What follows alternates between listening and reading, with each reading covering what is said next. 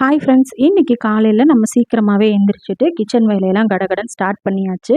இன்னைக்கு வந்து காலையில் 6 மணிக்கு வந்து வெளியில் வந்து பார்க்குறப்பயே கிளைமேட் வந்து மழை மேகமாகவும் நல்லா வந்து வெயில் இல்லாமையும் கிளைமேட் பார்க்குறதுக்கு சூப்பராகவே இருந்தது. அதை பார்த்துக்கிட்டே கொஞ்ச நேரம் வெளியில் உட்காந்துட்டு ரிலாக்ஸ் பண்ணிவிட்டு பாப்பா கொண்டு வந்த பூச்செடிக்கு எல்லாத்துக்குமே தண்ணியெல்லாம் ஊற்றிட்டு கிச்சனுக்கு வந்து என்னோட கிச்சன் வேலையை நான் ஸ்டார்ட் பண்ண ஆரம்பிச்சிட்டேன். நைட்டே வந்து மாவு எல்லாமே காலியாக இருந்தது.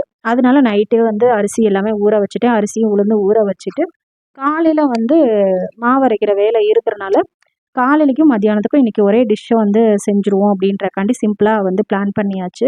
இன்றைக்கி வந்து காலையிலைக்கும் மத்தியானத்துக்கும் லெமன் ரைஸும் காலிஃப்ளவர் 65 ரோட்டு கடையில் பண்ணுவோம்ல, அந்த இது தான் நான் பண்ண போகிறேன். அந்த இது வந்து உங்களுக்கு அந்த ரெசிபி வீடியோ இதிலே கண்டினியூஸாக வரும். அதுக்கு நீங்கள் வந்து நம்ம வீடியோவை ஸ்கிப் பண்ணாமல் பார்க்கணும். நான் சொல்கிற டிப்ஸ் வந்து உங்களுக்கு பிடிச்சிருந்தது அப்படின்னா மறக்காமல் நம்ம வீடியோவுக்கு ஒரு லைக் பண்ணிடுங்க. நான் இந்த மாசத்துல வந்து எனக்கு வந்து ஆயில்ல வந்து நெய்யும் வந்து கோல்டு வின்னரும் மிஸ் ஆயிருச்சு. அது கூட கொஞ்சம் அவல் வாங்கிட்டு வந்திருந்தாங்க. அத வந்து ஸ்நாக்ஸ் பண்ணிருவோம் அப்படின்றதுக்காண்டி வச்சிருந்தேன். நெய் வந்து ஒரு கண்டெய்னர்ல ட்ரான்ஸ்ஃபர் பண்றப்பயே அதில கொஞ்சம் வந்து ஃப்ரீஸ் ஆயிருந்தது. அத வந்து அடுப்புல வந்து பத்த வச்சுட்டு, அந்த பாக்கெட்ட காமிச்ச உடனே நல்லா உருகிருச்சு. அத வந்து ஒரு கண்டெய்னர்ல மாத்திட்டு, மாவு எல்லாமே ஆட்டி எடுத்துட்டு, மித்த வேலைய பார்ப்போம் அப்படின்றதுக்காண்டி மாவெல்லாம் ஆட்டி எடுத்து வச்சாச்சு. எடுத்து வச்சுட்டு மதியானம் லஞ்சுக்கு லெமன் ரைஸும் இப்போ காலிஃப்ளவர் 65 தான் ப்ரிப்பேர் பண்ண போகிறோம்.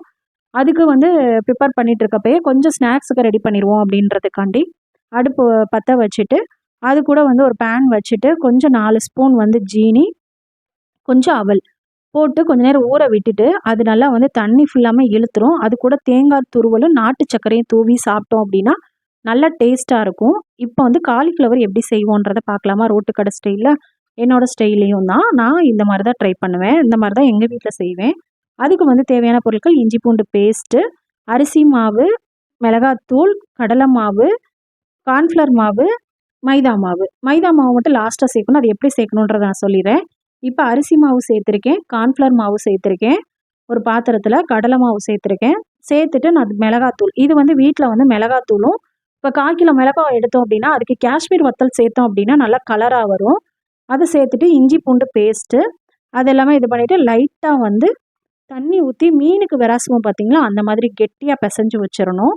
வச்சுட்டு இது கூட வந்து நம்ம வேக வச்சுருக்க காலிஃப்ளவர் மசாலா தடவி கொஞ்ச நேரம் ஊற வச்சுட்டு லாஸ்ட்டாக வந்து மைதா மாவு கலந்தோம் அப்படின்னா ஒட்டாமல் அடுப்பில் வந்து மசாலா பிரியாமல் வரும். நல்லா வந்து கடாயில் வந்து எண்ணெய் காய வச்சுட்டு நம்ம ஒவ்வொரு காலிஃப்ளவராக பொரித்து எடுத்தோம் அப்படின்னா நம்மளோட ரோட்டு கடை காலிஃப்ளவர் 65 ரெடி ஆயிரும்.